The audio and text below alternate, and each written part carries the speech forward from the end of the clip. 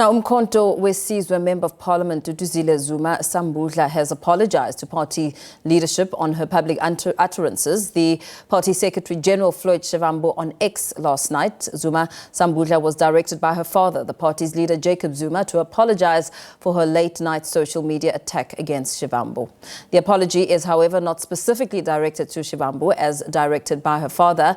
Shivambu was the central subject in her tweets containing offensive language. Zuma Sambudla, however, says she holds strong and personal views, including serious concerns about internal party matters. She further says she holds perceptions of how certain issues may be handled within the organization, especially by the Secretary-General of the party. Shivambu is yet to comment on this matter. We are now joined by political analyst Asanda Ngoasheng to give us a sense of some of these revelations. A very good evening to you. Thank you so much for your time, Asanda. It's interesting, an apology from Duduzile Zuma Sambudla. It makes no mention of offering a direct apology to Floyd Shivambu, the person she directly offended. Her remarks against Shivambu remain on her X timeline as you and I speak. Could the spat be highlighting deeper fractures within the MK party? Well, I think it's very clear that it's a case of two bulls in a china shop, and there is a very clear fighting at the moment going on for power within the MK.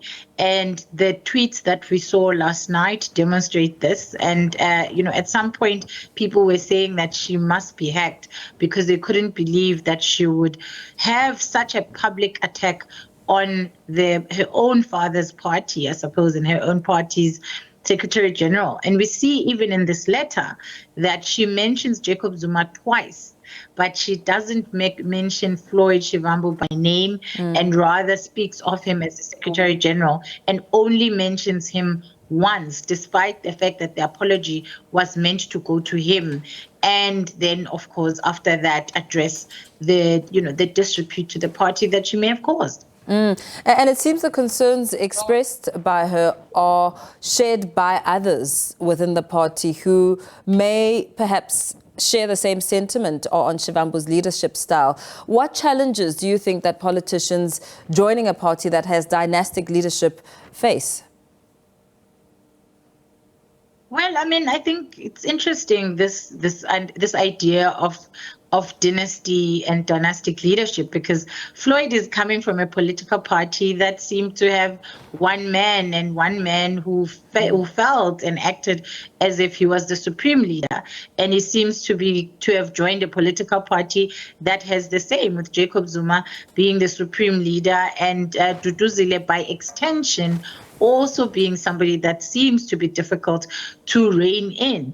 Because if that wasn't the case, we wouldn't be seeing what we're seeing, which is a Duduzile who is, even now in her apology, she still is criticizing and being critical of Floyd, talking about her strong opinions about things happening in internal structures, therefore reiterating some of what she has said within what is supposed to be or purporting to be an apology.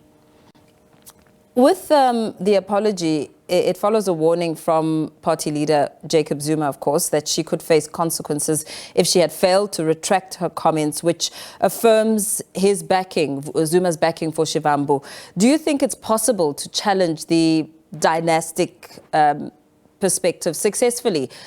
What sort of approach would be needed here to ensure that there is some sort of success?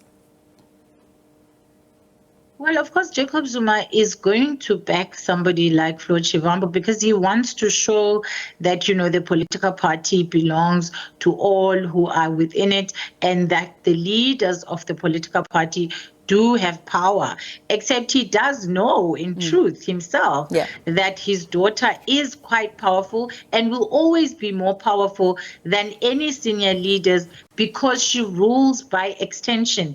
In essence, she is his proxy because he can't be in parliament and as a result cannot be in all meetings of the political party or pertaining to the political party. So she governs as his proxy and she governs at his behest, at his behest. And I think, to me, even the reprimand sounded more like a daughter reprimanding, it sounded more like a man reprimanding a daughter rather than a senior political leader reprimanding a fellow political leader. So the power dynamics within their relationship were very clear. And this is what makes it very difficult to be in the position that Floyd is in now, wherein he needs to rely on the backing of Jacob Zuma in order to rein Duduzile in.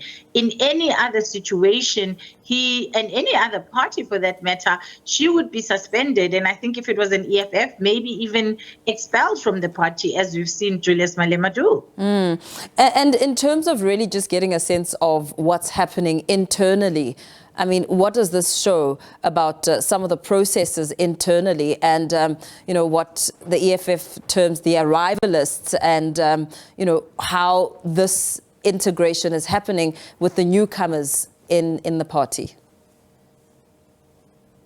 Well, the MK has never been a party with, clear democratic processes and clear lines and systems. This is the same political party that failed to capture, the KZN legislature, even though it had the numbers, because they couldn't agree on who was going to go to parliament and become an MP.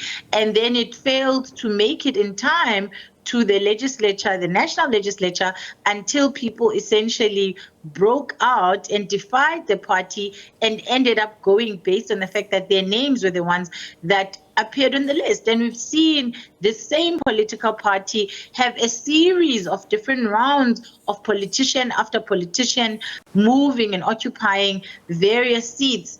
And this is very problematic because it does not bode well, because political parties need stability. Yes, when you are forming, there is what's called storming, norming, and the various processes that happen, and there will be instability. But there's a level of instability that is counterproductive and does not help in the formation. And I think that, as I've said earlier, the biggest issue is, for as long as she serves as the daughter, as a proxy for Jacob Zuma, we are going to see this, because in challenging her, you are challenging the power of Zuma. And we all know Zuma is not going to remove her, because if he removes her, then effectively he doesn't have a voice and he doesn't have ears within particularly the legislature and all the other structures that he, as Jacob Zuma, is not able to physically be present in because of the laws around having, been charged with a crime within the 5-year period.